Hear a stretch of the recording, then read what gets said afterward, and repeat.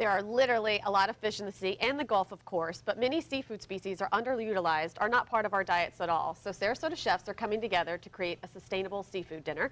And one of the founding chefs, Steve Phelps from Indigenous, is here to tell us about how we can eat more trash fish. And also, we have Tracy, who is part of the original founding team that created this event as well. So welcome, Steve. Thank you. Thank you so much for having me. Yeah, so this is the fourth year.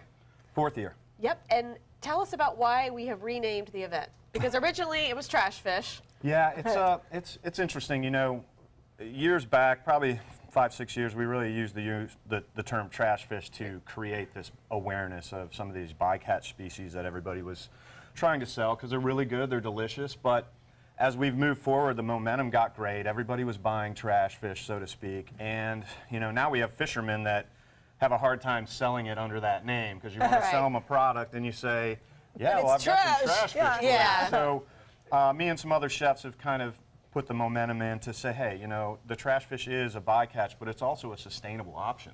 So what is it? So when people, our viewers, what is trash fish? Like some examples of what would a few of them be? Trash fish is like the lesser known fish that people don't see too much. There's porgies, which are very abundant in the sea. There's two different types of them. Sheep's head, which are a very local fish. It's my favorite. People eat stingrays, southern stingrays. I mean, it goes on and on. There's so many species out there that people are unaware of that are absolutely delicious, and it's really great to see it starting to hit a market, and we're creating jobs with that too. True, and we're exporting too many things that we should be utilizing locally. That's true. It's still over 90% of the fish on our tables in our restaurants are imported from other countries, which is disturbing. What's kind of the goal of the chefs with putting together an event like this? What do you hope people will take away from it about the sustainable seafood practice? Well, this is a great way to educate a community. I mean, we've got 11 chefs doing this event this year, which is 5 more than we've done in the past. They have simple guidelines that we use through the Seafood Watch program, which they actually have little pocket guides that tell you which fish are in the green that you should use. Oh, good. So all of them have been educated, and they're taking it into the restaurants and educating the guests. So we've got 150 diners that'll walk out of there with a great education of what we're doing. All right, well, you're going to educate us with something that smells phenomenal. Steve has prepared a dish with certain kinds of sustainable seafood. So tell us about this. Well, what we've done is we like to utilize all the different cuts of fish that we have, and locally we do have a combination of an invasive species. There's lionfish in there. Oh, we're eating lionfish? Yes, we are. Again, I can hardly wait. I have become the lionfish king for some reason.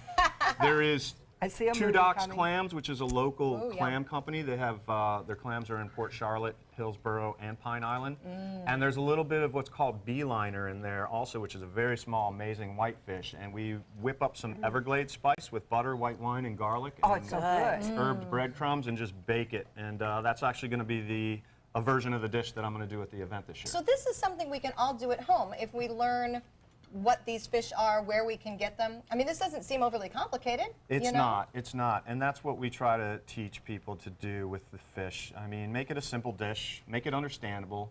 All these underutilized fish, you know, when we say sustainable, we've got invasive fish, we have farm-raised fish, and we have, you know, wild local catch too.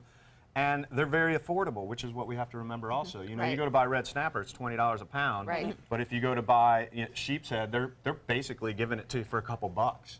Right. But I would put them on 2 plates, and people would love the sheep's head just as much as they would the other fish. So a regular person could cook them. I was thinking it'd have to be a great chef to make.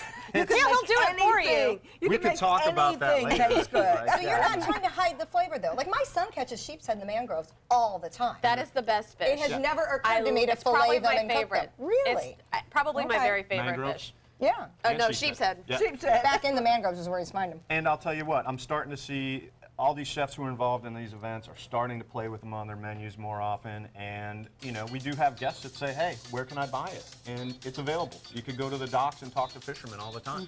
Well, what a great They're event very to learn good. more about You sustainable guys should be really seafood. proud. You've made a big difference in the Yeah, community. fourth Really year, I have. can't believe it. And Tracy's Good done job, a great Tracy. job, as well as yourself with your Yes. involvement. So All right. Tastes great. Thank you to you and the chefs. Thank you to Edible Sarasota, of course, for participating in the sustainable seafood dinner. And remember, with everything that's new on the food scene happening on the Sun Coast, you can always find out about it in Edible Sarasota. We're going to keep enjoying the fish, but it's also time for some blonde jokes. They keep rolling in this week. Gosh, I wonder why. too.